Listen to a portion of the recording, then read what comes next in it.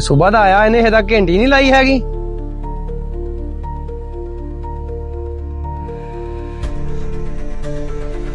ਉਹ ਕੀ ਗੱਲ ਸੁਬਾਹ ਦਾ ਲੱਗਾ ਕੰਮ ਹੀ ਕੋਈ ਨਹੀਂ ਕੀਤਾ ਹਲੇ।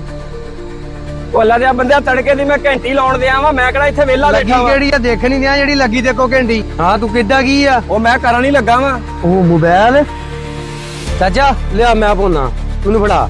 ਤੂੰ ਛੁੱਟੀ ਕਰ ਲਾ ਜਾ ਆ ਟਾਈਮ ਨਾਲ ਛੁੱਟੀ ਕਰ ਲਾ ਜਾ। ਉਹ ਕੀ ਗੱਲ ਹੋਈ ਹੁਣੇ ਤੂੰ ਮੈਨੂੰ ਘੂਰਨ ਦਿਆ ਸੀ। ਨਹੀਂ ਮੈਂ ਕਰ ਲੈਣਾ ਤੇ ਛੁੱਟੀ ਕਰ ਲਾ ਜੀ ਰੈਸਟ ਕਰ ਲਾ ਯਾਰ ਤੂੰ। ਅੱਛਾ ਹਾਂ ਜਾ ਚਾਚਾ ਚਲਾ ਗਿਆ ਹੁਣ ਮੈਂ ਮੋਬਾਈਲ ਚੁੱਕਦਾ।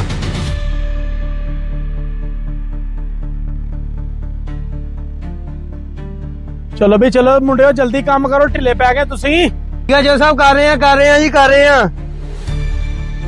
ਚੋਰੀ ਸਾਹਿਬ ਭੱਠੇ ਤੇ ਚੋਰੀ ਹੋ ਗਈ ਆ। ਮੇਰੇ ਹੁੰਦੇ ਤੋਂ ਕੀ ਚੋਰੀ ਹੋ ਗਿਆ ਓਏ ਭੱਠੇ ਤੋਂ? ਚੋਰੀ ਸਾਹਿਬ ਮਸਤੂ ਨੇ ਮੇਰੇ ਸਾਹਮਣੇ ਸਾਰੇ ਵਰਕਰਾਂ ਦੀਆਂ ਜੇਬੀਆਂ ਚੋਂ ਮੋਬਾਈਲ ਕੱਢ ਕੇ ਤਵੇ ਥੱਲੇ ਰੱਖੇ ਆ। ਜੇ ਤੇ ਤੇਰੀ ਗੱਲ ਸਹੀ ਹੋਈ ਮਸਤੂ ਆਈ ਭੱਠੇ ਤੋਂ ਬਾਹਰ ਆਊਗਾ। ਕਿਹੜੇ ਤਵੇ ਥੱਲੇ ਮੈਂ ਰੱਖੇ? ਆਓ ਚੋਰੀ ਸਾਹਿਬ ਤੁਹਾਨੂੰ ਦਿਖਾਉਣਾ ਹੁਣੇ ਮੈਂ। ਚਲੋ ਚੋਰੀ ਸਾਹਿਬ ਆਓ ਤੁਹਾਨੂੰ ਦਿਖਾਵਾਂ।